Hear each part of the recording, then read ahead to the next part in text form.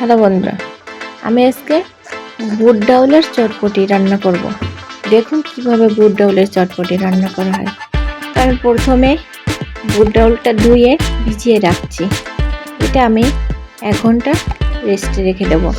তারপরে এটা রেস্টে থাকতে থাকতে আমি পেঁয়াজ কেটে নিচ্ছি। একটা রসুনও, ছোট একটা রসুনও কেটে নেব।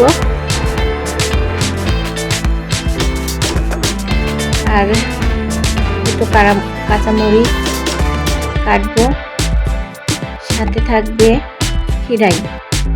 আমি সবগুলো এখন এগুলো আস্তে আস্তে করে কেটে কেটে রাখবো, ওটা রেস্টে থাকতে থাকতে। আর বন্ধুরা, আপনাদের যদি ভিডিওটি ভালো লেগে থাকে তাহলে অবশ্যই সাবস্ক্রাইব করতে ভুলবেন না। ভিডিওটি কেমন লাগলো কমেন্টে জানাবেন। সবাইকে আমার সাথে থাকার জন্য অনেক অনেক ভালোবাসা, শুভেচ্ছা জানাচ্ছি। তো দেখুন আমার পেঁয়াজ রসুন কাটা হয়ে গেছে, ঝালটা কেটে নিচ্ছি। এরপরে আমি খিরাইটাও কেটে নেব।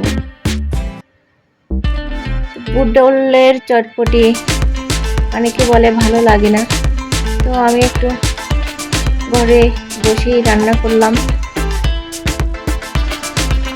ছেলে খেতে চাচ্ছিল, তো আমার খিরাইটাও কাটা হয়ে যাচ্ছে। আমার এগুলো কাটা হয়ে গেলে এবার আমি চলে যাব রান্নাঘরে, যে সেখানে বুট ডাউলটা আমি সিদ্ধ করে নেব। বুট ডাউলটা নাকি সিদ্ধ হতে অনেক দেরি হয়, তাই আমি এটা প্রেসারে তুলে দিলাম। দেখুন আমি প্রেসারে ডাউলটা দিয়ে দিচ্ছি, একটু জল দিয়ে দিয়েছি, সাথে আমি ওখানে কিছু পেঁয়াজ রসুনও দিয়ে দিচ্ছি, দুটো কাঁচামরিচও দিয়েছি। তারপরে একটু হলুদ দিলাম, একটু লবণ দিলাম, একটু মশলা দিলাম। সব কিছু দিয়েই আমি ওটাকে ঢেকে দিলাম, ওটা ততক্ষণে সিদ্ধ হবে। আমি এর ভিতরে চলে আসলাম এর টকটা, যে টক ঝোল যেটাকে বলে, সেটা তৈরি করার জন্য রেডি হচ্ছি। আমি তেঁতুল নিয়ে নিয়েছি, তারপরে লবণ দিয়ে আমি একটা শুকনো মরিচ ভাজি করে রেখে দিয়েছিলাম, সেটা আমি গুঁড়ি করে ফেললাম। তারপরে আমি এতে একটু লবণ দেব, সাথে একটু বিট লবণও দেব।